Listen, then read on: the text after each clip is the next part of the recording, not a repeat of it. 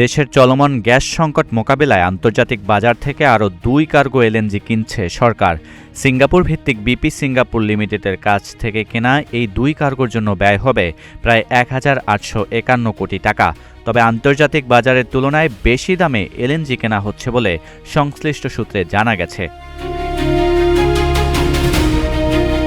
সোমবার সরকারি ক্রয় সংক্রান্ত মন্ত্রিসভা কমিটির ৩৮তম সভায় জ্বালানি ও খনিজ সম্পদ বিভাগের মোট ৫ কার্গো এলএনজি কেনার প্রস্তাবের মধ্যে ২ কার্গো অনুমোদন করা হয়।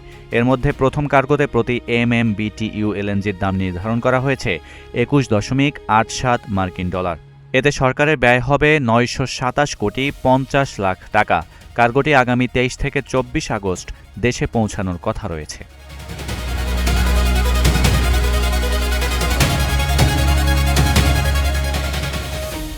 দ্বিতীয় কার্গোটিও বিপি সিঙ্গাপুর লিমিটেডের কাছ থেকে কেনা হবে। আগামী ৪ থেকে ৫ সেপ্টেম্বর সরবরাহের জন্য নির্ধারিত এই কার্গোর প্রতি MMBTUর দাম ২১.৭৭ মার্কিন ডলার।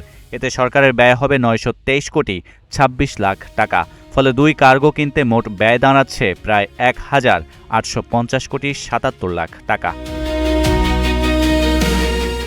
তবে এসব এলএনজি আন্তর্জাতিক বাজারের বর্তমান দামের চেয়ে বেশি দামে কেনা হচ্ছে বলে জানা গেছে।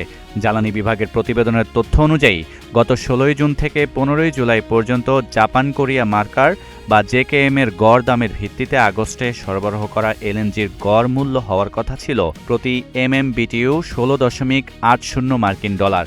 অর্থাৎ অনুমোদিত ২ কার্গোর দাম সেই গড় মূল্যের তুলনায় উল্লেখযোগ্যভাবে বেশি। গ্যাস সংকটের মধ্যে সরবরাহ স্বাভাবিক রাখতে সরকার ধারাবাহিকভাবে স্পট মার্কেট থেকে এলএনজি আমদানি করছে। নতুন ২ কার্গো দেশে পৌঁছালে জাতীয় গ্রিডে গ্যাস সরবরাহ বাড়ানোর মাধ্যমে সংকট কিছুটা কমবে বলে আশা করা হচ্ছে।